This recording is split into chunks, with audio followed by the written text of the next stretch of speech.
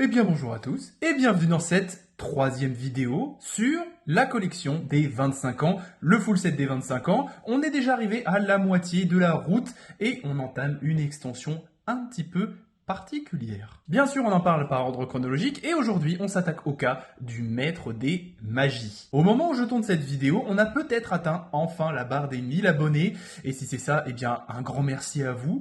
J'avoue que à l'instant T où je tourne, on est à 930 abonnés, vous êtes vraiment chaud. Mais quoi qu'il en soit, qu'on ait dépassé cette barre ou non, je vous invite, si cette chaîne et son contenu vous plaît, à vous abonner, à activer la petite cloche, à lâcher un petit like si cette série de vidéos vous plaît, parce qu'après tout, la collecte, ça fait toujours bien plaisir, et à me suivre sur mes réseaux sociaux, comme ça vous saurez quand les prochaines vidéos sortiront. Sur ce, avant de commencer cette vidéo, encore une fois, on va faire un petit moment anecdote, ça faisait longtemps, n'est-ce pas? Le maître des magies, comme son nom l'indique, vous vous doutez bien, va introduire énormément de nouvelles cartes magie, bien sûr, dans le jeu. Et je me suis posé une petite question, je me suis dit, mais tiens, au fait, est-ce que le maître des magies est l'extension parmi les 6 réimprimés pour les 25 ans à contenir le plus de magie? Ouais, je me pose des questions un peu particulières. Eh bien, figurez-vous que oui, le maître des magies contient le plus de magie parmi les 6 displays, mais elle est talonnée de très près par l'extension La Légende du Dragon Blanc aux yeux bleus. Je vais me décaler un tout petit peu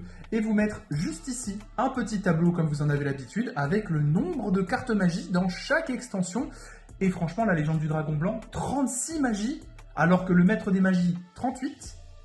C'est pas très loin quand même. Bon, attention, dans La Légende du Dragon Blanc aux yeux bleus, on n'a pas du tout le même type de carte magique que les dingueries qu'il y a là dans le Maître des Magies. Ça n'a rien à voir. C'était la petite parenthèse comme j'aime bien en faire de temps en temps. Et sur ce, moins de blabla, on va enchaîner tout de suite avec ce full set SRL, qui est du coup le premier de cette série de vidéos à être aussi court, parce qu'on a seulement 104 cartes en extension principale, contrairement à Metal Rider où il y en avait plus de 140 et à la Légende du Dragon Blanc où on avait 110 ou 120 cartes, j'ai un petit trou de mémoire. Là, ça va vraiment aller beaucoup plus vite et on va commencer avec le Dragon Toon aux yeux bleus. On commence très fort dans cette vidéo. Cette Secret Rare, elle est incroyable. J'ai eu la chance en plus de la choper en 2 exemplaires pendant mes petites ouvertures. Donc ça, c'est vraiment une carte extrêmement emblématique de l'animé. Quand Pegasus va voler le Dragon Blanc aux yeux bleus de Kaiba et le transformer en Toon, Kaiba va se décomposer et dire mais qu'est-ce que t'as fait à mon magnifique dragon blanc aux yeux bleus? Ça franchement, on va pas parler sans s'étendre. On va commencer cette vidéo tout de suite avec une carte emblématique dans l'animé parce que clairement ce moment entre Kaiba et Pegasus, incroyable. On va enchaîner tout de suite avec le petit chevalier pingouin. Alors le chevalier pingouin, c'est une petite carte mignonnette, elle me rappelle quelques souvenirs, j'avoue, je crois qu'elle apparaît dans l'animé, mais elle m'est pas restée en tête forcément plus que ça. Donc, très honnêtement, on va la mettre dans oubliable, le petit chevalier pingouin, parce que franchement, aucune idée de quand exactement il apparaît et chez qui surtout. Ça va enchaîner très fort avec la première magie déjà de cette extension, la hache du désespoir, magie d'équipement, qui pour l'époque est extrêmement forte, extrêmement intéressante. Le monstre équipé gagne 1000 points d'attaque et lorsque cette carte est envoyée depuis le terrain au cimetière, vous pouvez sacrifier un monstre, placer cette carte au-dessus de votre deck. On va la mettre dans emblématique pour le jeu. Les joueurs rétro, si vous êtes là dans les commentaires, dites-moi, mais je pense que ça à l'époque c'était banger. On va continuer tout de suite avec le pendentif noir. Le pendentif noir qui, de mémoire, je crois, est vu dans l'animé, mais je suis pas très sûr. C'était une carte rétro un peu marrante. Est-ce que ça marque le jeu? Pas tant que ça. Vous savez tout de suite vers où ça va aller. On va mettre ça dans un petit oubliable avec le pingouin. On va continuer à remplir cette catégorie d'ailleurs, parce qu'on va enchaîner avec la corne de lumière, à ne pas confondre avec la corne de licorne, la carte magie d'équipement jouée par Yugi qui l'équipe par exemple au lutin sauvage. Non, c'est pas celle-là. Celle-là, très honnêtement, j'ai pas souvenir l'avoir vue dans l'animé. Est-ce qu'elle me dit quelque chose en dehors de ça? Non. Donc on va mettre notre première carte SRL dans Jamais entendu parler, Miskin. Et d'ailleurs, on va s'enchaîner avec le Nuzzler maléfique qui va aller, je pense, rejoindre cette corne parce que, ok, cette carte nous parle dans notre nostalgie, dans notre enfance, on l'a déjà vu, on l'a déjà eu entre les mains. Est-ce que c'était forcément joué? Je ne sais pas. Après, c'est quand même une hache du désespoir en puissance. À la place de sacrifier un monstre, là, on va payer 500 points de vie pour la remettre au-dessus du deck. Ça boostera un monstre de 700. Bon, vous savez quoi, on va faire un entre-deux. Je pense que pour la première carte mention honorable, on va mettre le Nuzzler maléfique. Mention honorable pour le jeu, parce que très honnêtement, ça fait quand même des trucs pas trop mal. On va enchaîner derrière avec le premier piège de cette extension, et il n'y en a pas des masses. Et ça ne va pas être n'importe quel piège, ça va être le cercle envoûtant. Alors, là je vais encore avoir un gros problème entre emblématique dans l'animé et emblématique dans le jeu. Pourquoi? Parce que dans l'animé, notre cher Yugi utilise énormément cette carte piège, surtout dans les premières saisons de l'animé. Batailleville, le royaume des duellistes, surtout Batailleville, je crois de mémoire. C'est quand même très très fort dans le jeu. On cible un monstre contrôlé par l'adversaire, il ne peut ni attaquer ni changer sa position de combat. Et ça, à l'époque, c'est banger. Vraiment, on va bloquer par exemple un des gros boss monsters de notre adversaire, il ne pourra plus rien faire jusqu'à ce qu'on arrive à trouver un moyen de le gérer. Pour moi, c'est extrêmement fort. Entre le côté joué dans le deck de Yugi et le côté très fort dans le jeu à l'époque, bon, vous savez que je suis un fan de l'animé, donc on va le basculer tout de suite dans emblématique dans l'animé. C'est joué par Yugi, ça suffit. On va avoir déjà notre première micro-accélération avec 3 cartes. Le poisson métallique, le serpent électrique et la reine oiseau, qui sont, ma foi, des cartes qui ont le mérite d'exister, mais sans plus. Donc on va remplir juste ici, hop, hop, et hop, jamais entendu parler Miskin, c'est 3 cartes. On passe à autre chose. C'est un peu violent, mais en même temps, ce genre de carte, pas ouf ouf. Par contre, la prochaine, Ameba, pour ceux qui ont une très très bonne mémoire, c'était joué par Sting, le gars possédé par Marek au tout début de Batailleville, qui met une Slifer dans son deck. Et il va jouer ce petit truc, si ma mémoire est bien bonne. Ou alors ce sera même Marek qui jouera ça un petit peu plus tard. Cette carte est extrêmement forte dans l'animé. Dans le jeu, par contre, c'est un peu autre chose. Si cette carte change de contrôle et devient la propriété de notre adversaire, il va perdre 2000 points de vie. Sur le papier, c'est pas incroyable. Donc on va la mettre quand même, je pense, dans mention honorable pour l'animé. C'est pas non plus une carte emblématique. Deck de Marek, il y a des trucs beaucoup plus marquants que cette carte. Mais elle a le mérite d'exister. Je me souviens quand même de cette carte dans l'animé, elle est assez cool, donc elle va finir là. On va passer très très vite la prochaine, le pan. C'est un pan. Voilà, hop là. Hein. Parce que ce qu'il y a derrière, c'est plus intéressant, c'est Maha Vailo Aka, la big boss des decks équipements, parce que cette carte va gagner 500 points d'attaque pour chaque carte d'équipement qui lui est attachée. Donc vous avez bien compris qu'avec un petit nuzzler, une petite hache de désespoir, ça fait plus de 1700 points d'attaque. Ça commence à faire un très très gros monstre. Bon alors honnêtement dans l'animé, cette carte, elle passe un peu entre toutes les mains. Elle est jouée par Kaiba, elle est dans un flashback de Marek, et je crois même qu'elle est jouée par Théa à un moment. Donc très honnêtement, moi je m'en souviens dans les mains de Théa, dans les mains de Kaiba, ça me parle un petit peu, mais pas des masses. Et sinon, à part ça, dans le jeu, eh bien je pense que c'est une très très bonne carte, mais elle n'a pas non plus marqué forcément son époque. On va la mettre quand même dans une petite mention honorable. Elle a un petit peu marqué l'animé, elle a sûrement été un petit peu jouée dans des decks équipements fun aujourd'hui. Ça se place toujours. Donc voilà. Derrière cette fantastique Maha Vailo, par contre, on va faire une maxi accélération de 13 cartes. En même temps, vous allez vite comprendre pourquoi, parce qu'on va parler du gardien de la salle du trône. Est-ce que quelqu'un s'en souvient? Je ne suis pas sûr. Le Kraken de feu, pareil, pas forcément très très emblématique. Minard, ça ne me parle pas. Griggle, pareil. Tion numéro 2, alors déjà je me rappelle même pas du numéro 1, alors le numéro 2, en plus un monstre à sacrifice, 6 étoiles, 1700, 1900, bon, pas forcément ouf. L'ancien de la forêt, même principe, 6 étoiles, 1800, 1009, oulala. Dark Witch, monstre normal, pareil. Bulletin météo, alors là un bonhomme bâton avec une queue en nuage. Bon. Escargot mécanique. Ça me fait penser à Pickle Rick, pour ceux qui ont la ref de Rick et Morty. Il y a une petite vibes. Derrière, c'est tortue géante mangeuse de flammes. Une tortue, attribut haut, qui mange des flammes. Après, va y avoir la bête liquéfiée. C'est le slime de Yu-Gi-Oh! No comment. L'éclaireur de Hiro, alors ça, j'ai eu un petit doute, mais ça a apparu qu'une seule fois dans l'animé, c'était vraiment random, c'était un des cadres de la Kaiba Corp dans la saison 3, je crois, enfin, vraiment pas ouf ouf, donc bon, je la place dans le même lot que toutes ces cartes malheureusement, et derrière, il y a le Gyojin du raz de marée, même principe, pas très très connu, et on retourne au début, vous vous doutez bien du coup que, juste ici, le jamais entendu parler Miskin, il va beaucoup se remplir. On va repartir sur de bonnes bases avec l'usurpatrice du trône. Alors elle, j'ai envie de lui mettre une petite mention honorable pour le jeu, parce que son effet flip, sélectionnez un monstre de votre adversaire et échangez-le avec celui-ci. Cet effet ne peut pas être activé durant la battle phase. J'ai rien dit.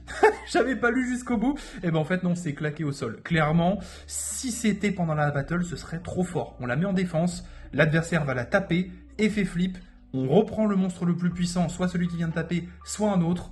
Fin de battle. terminé. Oubliable, allez, on lui fait un petit entre-deux. Juste derrière, on a pour les ouvertures rétro le corbeau à fouet. Bon, le corbeau à fouet, hein, hop là, il va fouetter dans la catégorie jamais entendu parler.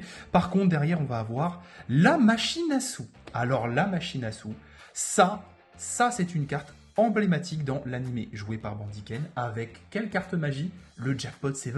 La petite carte qui va glisser dans sa manche avec son espèce de petit bras robotique là qui sort.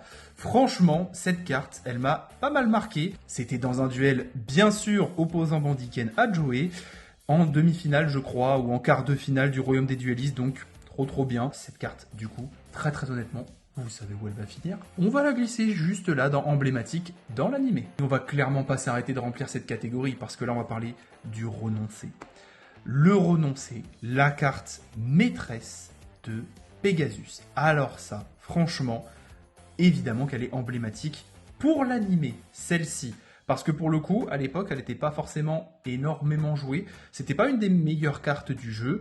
L'autre version, on y reviendra dans une autre vidéo, ça c'est autre chose, et elle ne sera certainement peut-être pas dans la même catégorie, mais le renoncé c'est vraiment une carte emblématique. En plus de ça, on voit juste ici une petite référence à l'œil du millénium de Pegasus, donc évidemment que, bon, je vais pas discuter plus que ça, hein, emblématique dans l'animé, direct. Juste derrière, on va continuer à parler animé avec l'archère pourpre. Alors ça c'est la version normale de la carte Siren Toon, donc Pegasus, je crois, va la jouer avant de la transformer en Siren Toon pour justement montrer un petit peu l'effet du monde des Toons. Mais cette carte, du coup, j'ai pas envie de la mettre dans Oubliable parce que je m'en souviens très bien. J'ai pas envie de la mettre dans Emblématique, donc on va faire un petit entre-deux. On va la mettre dans Mention Honorable pour l'animé. Alors là, accrochez-vous bien parce qu'on va rentrer dans le cœur du côté maître des magies de cette display parce qu'on va avoir quasiment 19 magies d'affilée. Dans des pages de classeurs, je vous jure que ça fait bizarre de voir autant de bleu-vert comme ça. Et on commence avec le serviteur des protecteurs du tombeau. Votre adversaire doit envoyer au cimetière une carte du dessus de son deck pour déclarer une attaque. Pour les decks meules rétro à l'époque, ça c'est incroyable. Moi j'avais ça dans mon petit deck meule rétro, c'était extrêmement drôle, ça pouvait aller assez vite quand on complétait ça avec des verres aiguillons, ce genre de petites dingueries. Donc écoutez, j'ai envie de mettre ça dans mention honorable pour le jeu, parce que clairement j'ai beaucoup de bons souvenirs avec cette carte et je pense que je suis pas le seul à avoir joué cette petite dinguerie. Par contre c'est une autre histoire pour la malédiction du démon, inverser les positions de combat de tous les monstres sur le terrain. Ces positions ne peuvent être changées durant le tour où cette carte est activée, sauf par l'effet d'une carte magie, piège ou monstre à effet. C'est-à-dire que tu peux juste pas la basculer de toi-même, mais si tu as un effet qui le fait, ça le fait. Bon, hop là, hein, tu vas à côté du corbeau à fouet, tu vas fouetter autre part, et derrière on va voir le gobelin parvenu. Alors ça c'est une carte qui va se glisser enfin et qui va remplir enfin la catégorie emblématique pour le jeu. C'est encore joué aujourd'hui, ça permet de droit en échange de donner seulement 1000 points de vie à l'adversaire. Je veux pas savoir, vu que c'est encore joué aujourd'hui, ça va clairement dans emblématique pour le jeu. Derrière, je pense qu'on va avoir une petite mention honorable avec péage. Tant que cette carte reste face recto sur le terrain, vous et votre adversaire ne pouvez attaquer sans payer 500 points de vie. C'est-à-dire qu'à l'époque, c'était effectivement très rare, mais si vous aviez un full board avec 5 monstres, pour attaquer avec les 5, 2500 points de vie. Ça fait un peu beaucoup mal. C'est littéralement pratiquement un tiers de vos LP, donc clairement ça fait très mal. Et ça a été joué, donc clairement, mention honorable aussi. On va passer à un clean board, je pense, qui est extrêmement méconnu. En même temps, il est terrible. Ça va être Destin Final. Défaussez 5 cartes de votre main pour détruire toutes les cartes sur le terrain. Alors, ça va vous faire peut-être rire, mais cette carte, je l'ai envisagée quand j'ai voulu jouer le deck Tir Ishizu. Vu que du coup on doit envoyer au cimetière notre main, ça proc les effets des tirs et ça fait un Raigeki. Mais tant qu'à faire, autant peut-être jouer directement Raigeki. Donc je suis désolé, mais ça c'est pas une vrasse foufou, hein. On va la mettre juste là parce que c'est pas incroyable. C'est pas du tout le cas de la carte juste derrière, le vol à l'arraché. Cette carte bannie parce qu'elle est extrêmement forte. Équipable uniquement à un monstre contrôlé par votre adversaire, prenez le contrôle du monstre équipé. Durant chacune des stand-by phases, votre adversaire gagne 1000 points de vie. Mais vous utilisez ses effets, il peut attaquer, vous en faites ce que vous voulez de ce monstre. Alors, lui donner 1000 points de vie en échange d'une de ses cartes les plus puissantes qui peut retourner la game, Clairement, c'est trop fort. Donc ça, on va mettre ça tout de suite en emblématique pour le jeu, même si maintenant elle est bannie, elle a beaucoup marqué son époque. Encore une fois, une micro-accélération, parce que clairement, le cœur du sanctuaire et confiscation, c'est pas vraiment des trucs dont on se souvient. Donc, on va mettre ces deux petites cartes, hop là, juste là, dans Jamais entendu parler Miskin, ce qui fait déjà grimper à 3 lignes cette catégorie. Par contre, derrière, on va avoir une deuxième carte dans la même vibes un petit peu que Vol à l'arraché, ça va être le duo de délinquants. Alors le duo de délinquants, cette carte, croyez-moi heureusement qu'elle est banne. Parce que payer 1000 points de vie pour que l'adversaire défausse une carte au hasard, et s'il en a encore d'autres dans la main, il en défausse une de plus, mais c'est beaucoup trop fort. Aujourd'hui, vous vous rendez compte que tour 1, ça veut dire que l'adversaire, au lieu de commencer avec 6 cartes en main, il commence avec 4. En plus, c'est au hasard. Si jamais il a une main briquée et qu'on lui fait, je ne sais pas, défausser sa seule carte à combo, c'est fini. C'est deuxième game. C'est beaucoup trop fort. Ça a marqué l'époque. Ça a été ban parce que c'était trop puissant. Donc clairement, on va pas se mentir, ça a été emblématique dans le jeu, ça. On va quand même se faire une autre petite accélération parce que derrière ça, écoutez, l'approche des ténèbres, le miroir de fée, le tailleur de l'indécis, la charge intrépide et le gardien fiable, c'est pas les trucs dont on se souvient le plus, même si certaines sont apparues brièvement dans l'animé. Clairement, on va remplir juste ici notre petite catégorie, jamais entendu parler, Miskin. On va arriver par contre à sans doute une mention honorable, ou voire peut-être un emblématique dans le jeu, mais vu que cette carte-là, j'en ai beaucoup entendu parler, néanmoins, elle reste très forte, la sentinelle inflexible. Regardez la main de votre adversaire. Déjà, ça c'est aberrant. Sélectionnez une carte et renvoyez-la dans le deck de son propriétaire. Mélangez ensuite le deck. Il a une main briquée, encore une fois. Ça, là. Je sais pas, sur un deck Sword Soul, je dis une bêtise. Il a moyé et seulement une Wyrm. Genre, j'en sais rien, un Tenny. Vous prenez la petite moyée comme ça, vous faites... Hop, dans le deck. C'est fini. C'est game 2. Si le reste de sa main c'est brique, c'est terminé. Donc, cette carte est quand même extrêmement forte. Pour moi, c'est une carte qui a certainement fait pas mal de bruit à l'époque. On va donc la mettre au cas où dans la mention honorable pour le jeu, parce que très honnêtement, je ne sais pas si c'était du même acabit que Vol à l'arraché ou du Haut de délinquant. Arriver derrière ces deux-là, c'est un peu compliqué. Là, par contre, je suis désolé, je vais prendre un parti pris. L'énergie enchaîne. Alors, vous savez que je suis un grand amateur de decks un petit peu particuliers. La meule, le burn, le ban, tout ça, c'est des mécaniques que j'adore. Et énergie enchaîne, elle est particulièrement dégueulasse pour un deck burn. Tant que cette carte est face recto sur le terrain, vous et votre adversaire devez payer 500 points de vie par carte invoquée ou activée ou posée de vos mains. Donc ça, vous faites toutes vos actions, vous jouez ça en dernière carte à la fin de votre tour, et le gars en face, s'il a un deck full combo comme les decks d'aujourd'hui, il va vous regarder droit dans les yeux, il va faire S'il a pas de PTMP, c'est du moins 5000 facile. C'est hardcore de fou. Ça, c'est une de mes petites cartes préférées, donc honnêtement, je vais la mettre dans une petite mention honorable, mais c'est parce que c'est moi. Je vous laisse me dire en commentaire, vous, cette carte particulièrement, où est-ce que vous l'auriez mise, mais je pense qu'il y a pas mal d'entre vous qui l'auraient bolossé, mis dans Oubliable, ou même pire, dans Jamais entendu parler, Miskin. Par contre, là on va s'attaquer, je pense, à une des cartes magie rapide les plus emblématiques de l'époque, ça va être le Typhon d'Espace Mystique. Alors cette carte, elle est jouée, rejouée, partout, en rétro, à l'époque, dans l'animé, c'est extrêmement fort si c'est bien joué. Ça se joue si jamais vous l'avez posé pendant votre tour et que l'adversaire fait fin de tour après avoir posé des trucs. Ça se joue à ce moment-là, comme ça il ne peut pas activer ses cartes. C'est trop bien, je pense que dans le jeu, ça a été très fort. Rien que pour ça, je vais la mettre dans emblématique dans le jeu. J'ai souvenir qu'elle apparaît dans l'animé, mais je pense, pour moi, que cette carte a beaucoup plus marqué le jeu IRL. Et là, évidemment, ça va être le cas de la carte juste derrière aussi, la Tornade géante, qui va renvoyer toutes les cartes magie et pièges sur le terrain à la main. Donc ça, en début de tour, si jamais l'adversaire a cette 5... Eh ben, ça peut faire assez mal parce que à l'époque, les cartes posées, elles ne pouvaient rarement être activées en chaîne. C'est pas les decks labyrinthes d'aujourd'hui, n'est-ce pas?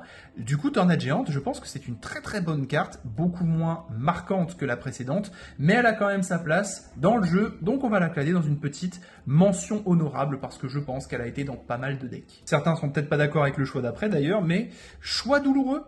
Alors la carte sur le papier, l'effet est très très drôle. On va révéler 5 cartes de notre deck, l'adversaire va en choisir une et on va pouvoir directement l'ajouter à notre main et défausser les autres.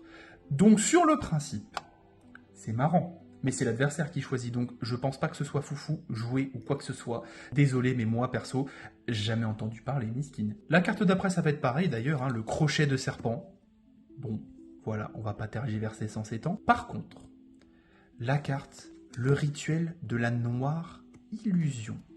Alors ça, évidemment, c'est emblématique, c'est ce qui permet à Pegasus de sortir le renoncé. On se rappelle tous de l'animation de cette carte dans le duel opposant Pegasus à Yugi. C'est incroyable, c'est banger, donc rien que pour ça, écoutez, emblématique dans l'animé, ça fait un petit moment qu'on n'a pas rempli cette catégorie. Vous m'en voudrez pas de faire une mini-accélération encore parce que vraiment, Octoberser et le Kappa psychique...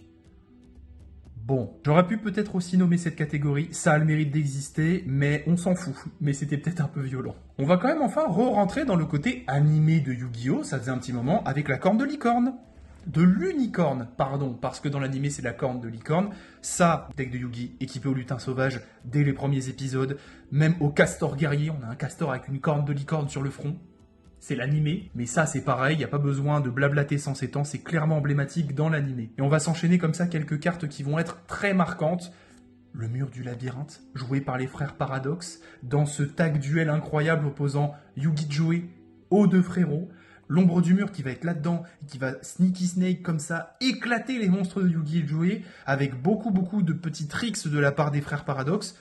C'était incroyable comme épisode. Moi, ça m'a marqué de façon trop positive, donc clairement emblématique dans l'animé. On va rester dans le même registre avec justement l'ombre du mur dont je vous ai parlé juste avant. Très bien matérialisée. Vous voyez qu'elle sort justement du mur du labyrinthe qu'on a vu juste avant. Non invocable normalement ni posable, doit d'abord être invoqué spécialement avec labyrinthe magique, mais 1006, 3000 de def. C'est un très bon défenseur ça, hein. Mais ça pareil, monstre clé des frères Paradox, je vais pas la faire pendant 107 ans, emblématique pour l'animé clairement. Alors ça va être la petite parenthèse un peu what the fuck, mais Twing Long Road numéro 2. Bon, rien que le nom déjà, hein, hop, tu finis là mon frérot. C'est pas mieux juste après, l'ogre de granit Grotto. Désolé, on bolosse quelques cartes, hop. Mais juste après, ça redevient un peu intéressant. Retour chez les frères Paradox avec le labyrinthe magique qui permet d'invoquer justement l'ombre du mur. Cette carte est extrêmement stylée. Moi, j'aime beaucoup l'artwork, je trouve ça assez drôle. On dirait un peu un truc style polymérisation d'ailleurs. Après, ça c'est que mon avis. Clairement, on va pas se mentir. On va la mettre dans mention honorable, celle-là, parce que je n'ai pas souvenir forcément qu'on la voit dans les épisodes, mais elle fait partie du même délire que l'ombre du mur et le mur tout court. Alors c'est top. Encore une fois, la parenthèse bolossage, ça va être pour le repos éternel. Détruisez tous les monstres équipés avec des cartes d'équipement. Bon, évidemment, il y en a eu beaucoup dans cette extension et dans celle d'après, mais c'était, je pense, pas forcément ouf à l'époque. On va mettre ça juste là, c'était pas vraiment les cartes les plus jouées. Par contre, la carte juste après, justement, c'est une carte équipement. Mégamorph, cette carte, elle a quand même pas mal marqué le jeu, on va pas se mentir, hein. Tant que nos points de vie sont inférieurs à ceux de l'adversaire, l'attaque du monstre équipé devient le double de son attaque d'origine. Par contre, tant que nos LP sont supérieurs à ceux de notre adversaire, l'attaque du monstre équipé devient la moitié, à double tranchant. Mais c'est quand même très intéressant à l'époque, ça peut permettre de retourner une game, de booster un monstre à mort. Je sais pas, un dragon blanc aux yeux bleus, ce qui est déjà costaud. Ça fait un 6000 points de patate. Ça, je pense qu'on va clairement le glisser gentiment dans une mention honorable pour le jeu. On va refaire une accélération avec, je pense, une carte dont certains ne seront pas vraiment d'accord avec son classement, mais je m'y attends d'avance dans les commentaires. Donc la danse inaugurale, la recette de hamburger. Oui, pour faire le burger affamé, qui a été réédité il n'y a pas très longtemps. La maison du ruban adhésif, le manche-gaboune, le serment de la tortue, performance de l'épée, le burger affamé, c'est peut-être cette carte où certains ne seront pas d'accord avec le classement que je vais lui donner, mais pour moi, ok, elle est marrante quand on la chope, elle est marrante dans le jeu, elle a été reprint, il y a un truc drôle autour, mais c'est pas non plus incroyable. Et le crabe tortue, tout ça, je suis bien navré, mais ça va remplir cette petite ligne-là des cartes dont on n'a vraiment jamais entendu parler. Mais ne vous inquiétez pas, on va se rattraper un tout petit peu avec les prochaines cartes, dont, par exemple, Ryuran. Ryuran, joué par Pegasus, exactement comme l'archère pourpre, avant de le toonifier un petit peu avec le monde des toons. Cette carte, du coup, on la voit dans l'animé, je m'en rappelle très bien. On va lui mettre une petite mention honorable, qu'est-ce que vous en pensez? On va la prendre juste ici et hop, on va faire une deuxième ligne à cette catégorie. Par contre, la version juste derrière, le manga Ryuran, justement, qui est toonifié, après être passé dans le monde des toons. Cette carte, elle est incroyable, je m'en rappelle extrêmement bien. Quand elle apparaît, l'animation où le manga Ryuran sort de son œuf, franchement, j'ai bien kiffé. Évidemment que cette carte va finir dans emblématique pour l'animé. Et ça va pas être la seule parce qu'on va enchaîner avec la Sirène Toon, la bonne vieille archère pourpre dont je vous ai parlé tout à l'heure. Elle vient de passer dans le monde des toons. C'est devenu la Sirène Toon, un monstre qui peut taper directement avec les petites mécaniques qui sont propres à l'archétype. Franchement, j'adore. Et bien évidemment que les cartes de Pegasus vont être emblématiques pour l'animé. Les deux prochaines cartes ne feront d'ailleurs pas exception parce que clairement, le crâne invoqué Toon, le squelette malfaisant de Yugi qui est piqué par Pegasus pour l'enfermer dans son monde des toons et le transformer en cartoon comme ça. C'était vraiment très très emblématique comme passage. Vous vous doutez bien du coup que ça va être emblématique dans l'animé. Ça va être un petit peu la même chose pour Jigen Bakudan, cet horrible monstre qui va faire tic-tac, tic-tac dans la tête de Yugi dans les derniers épisodes, bataille finale contre Pegasus pendant le royaume des duellistes. Ça, de mémoire, ça va être un petit peu stressant pour Yugi. Il va trouver un moyen assez fou de mémoire pour le faire rentrer, entre parenthèses, ou fusionner avec le renoncé aux yeux millénaires. Insane, moi j'aime beaucoup. Après vous allez me dire concernant l'anime, j'aime beaucoup de choses, mais franchement c'est évidemment emblématique pour l'animé et ça rentre dans la deuxième ligne de cette catégorie. Et je commence, comme vous le voyez, à, comme d'habitude, ne plus avoir beaucoup de place, donc je vais faire des petits arrangements. Juste derrière, on va avoir une petite carte qui va aller dans mention honorable, ça fait longtemps, c'est Yozan Ryu. Certains d'entre vous se demanderont peut-être, mais cette carte est utilisée à outrance par Kaiba dans l'animé. Je m'en souviens pas mal. Certains d'entre vous peut-être pas, donc on va faire un entre-deux. Je vais lui mettre une petite mention honorable pour l'animé. Par contre, la carte d'après, ça va être non discutable, ça va être incroyable. C'est vraiment une carte qui caractérise un personnage, le monde des toons, bien sûr. Quand on dit monde des toons, on pense Pegasus, c'est la carte qui peut incarner entièrement le deck et l'esprit du personnage. Carte clé de l'archétype à l'époque. Maintenant, on a le royaume des toons, c'est un peu mieux, mais bon, ça, c'est une autre histoire. Mais bien sûr que cette carte va finir dans emblématique pour l'animé, évidemment. Je vais faire une autre accélération, mais cette fois-ci, pour la première fois depuis cette série de vidéos, ce sera une accélération pour les mentions honorables. Et plus particulièrement les mentions honorables pour le jeu, parce que clairement, la cyberjar, ça a fait des dingueries. Pour ceux qui connaissent les faits, d'ailleurs mettez sur pause si ça vous intéresse, on sait jamais, ça fait des folies, la cyberjar. Ça va être le même principe du chasseur de la lumière. Ça, c'est mon petit préféré. C'est vraiment un coup de cœur que je mets de côté. Ça, dans un bon vieux deck Graine Majou rétro, c'était banger. Les cartes sont bannies à la place d'être envoyées au cimetière. Incroyable. Derrière, justement, on va avoir le rat géant, énormément joué à l'époque. C'est pour ça d'ailleurs qu'il va avoir le droit à sa mention honorable pour le jeu. Clairement, ça fait comme une sorcière de la forêt noire ou un Sangan. On va avoir des trucs dans la même vibe juste après, mais d'abord on va s'attaquer au Sanju aux 1000 mains. Aujourd'hui assez intéressant dans les decks rituels, bien sûr, pour aller chercher un monstre rituel depuis notre deck à notre main. C'est quand même assez fort. Et enfin, petite mention honorable pour la tortue ovni, qui va peut-être être rejoué. Vous le savez, cette année, c'est l'année des monstres feu. Je l'ai déjà assez dit dans mes récentes vidéos. Donc, pourquoi pas? Ces 5 cartes vont donc clairement remplir juste ici la mention honorable. Pour le jeu, j'aurais peut-être dû faire des sous-catégories, mais clairement je m'en sortirai pas. Déjà là, c'est pas mal plein. Petite accélération, mais cette fois-ci pour bolosser 3 cartes, ça va être l'attaquant éclair, le karatéka, et le zèbre des ténèbres. Bon, on va pas se faire de dessin. Ça va créer une 5e ligne dans Jamais entendu parler, Miskin. Par contre, on va se faire quelques petites mentions honorables au passage, notamment avec le germe géant, joué par Kaiba. Dans l'animé, on le voit, on s'en souvient. Ça en casse un en mode défense face verso. Surprise, burn, spé de 2. D'ailleurs, ça lui permet même à un moment, je crois, d'invoquer un dragon blanc assez gratuitement, comme ça. Ou Obélisque le tourmenteur, j'ai plus trop de souvenirs. Mais cette carte, elle est incroyable. Donc pour ça, on va lui mettre une petite mention honorable. Je pense que c'est justifié pour l'animé. Ça va être le même principe pour le Momonga agile, mais cette fois-ci une mention honorable pour le jeu. Je pense que cette carte qui permet de spammer un petit peu l'invocation de monstres est assez intéressante. C'est pour ça que, à mon avis, elle va être dans mention honorable, mais cette fois-ci pour le jeu. Dites-moi dans les commentaires. Et pour les prochaines cartes, on va clairement faire du 1 sur 2, parce que comment vous dire que le familier des ténèbres, on va plutôt le mettre par là. Par contre, l'ange lumineux, lui, c'est pas pareil. C'est à peu près le même principe que la tortue ovni, etc., etc. C'est pour invoquer des monstres qui sont d'attributs bien spécifiques. Et ça, pour les decks lumière, c'est très bien. Donc, clairement, mention honorable à côté du petit Momonga. Contrairement au sanglier soldat, dont on n'a absolument rien à faire. Donc, ça va partir juste ici. Mais ce n'est pas le cas de la mère Grizzly, qui a marqué encore une fois un petit peu le jeu à l'époque. Encore une fois, c'est pour invoquer des monstres hauts avec 1500 points d'attaque sur le terrain, donc c'est très fort. Donc évidemment qu'on va mettre ça dans mention honorable pour le jeu. Bon là je vais commencer à avoir un peu de mal, parce que très honnêtement, le Kamakiri volant, c'est intéressant stratégiquement parlant, mais c'est pas non plus une carte de fou. Donc pour une fois, je pense qu'on va la mettre entre deux dans oubliable, parce que c'est pas foufou. La cloche de cérémonie, elle, est plutôt drôle. Tant qu'elle est là, on peut révéler nos mains et voir la main de l'adversaire, mais ça vaut aussi pour la nôtre, donc c'est un peu dérangeant. Est-ce qu'on s'en souvient? Est-ce qu'on a entendu parler de cette carte dans l'animé? Et est-ce qu'elle a été jouée? Je pense pas, donc elle va finir juste ici. Pour les decks rituels, on n'avait pas que le Senju, on avait aussi l'oiseau supersonique qui peut justement aller chercher une magie rituelle. Je crois que c'était joué par le grand méchant de la saison 3, Noah. Je suis pas très sûr. Ça, encore une fois, ça a été joué dans certaines vieilles versions de vieux decks rituels. C'était plutôt bien. Donc, pour son passé, pour son background, on va la mettre dans mention honorable si ça veut bien y aller. Hop.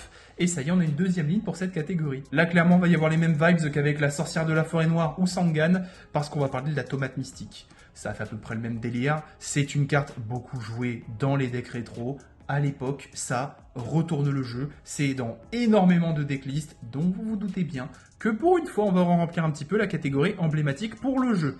Et c'était pas facile de venir à côté de Typhon d'Espace Mystique, duo de délinquants, et voilà l'arraché. On va faire la dernière accélération de cette vidéo, messieurs, dames, avec cette carte, Kotodama, puissance de Gaïa, ou Miruka, la destruction de lave, courant d'air ascendant, éclat lumineux et la zone de plasma mystique, qui sont toutes des cartes, ma foi, qui ont le mérite d'exister.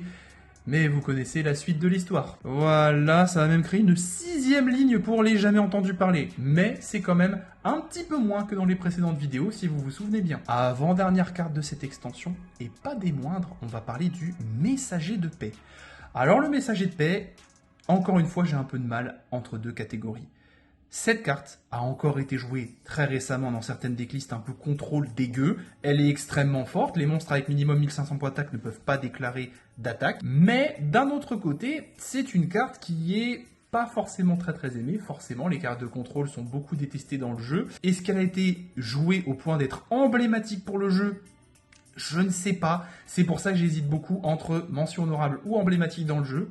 J'aimerais beaucoup avoir un chat sur Twitch là pour me départager un petit peu la vie. Si ça ne tenait qu'à moi pour l'avoir joué, pour l'avoir vu récemment, je la mettrais dans emblématique pour le jeu. Après, je comprends qu'on ne soit pas forcément d'accord et qu'on veuille peut-être la mettre dans mention honorable. Extension rétro oblige, on termine cette vidéo par une petite secret rare et ce sera le dragon serpent nocturne.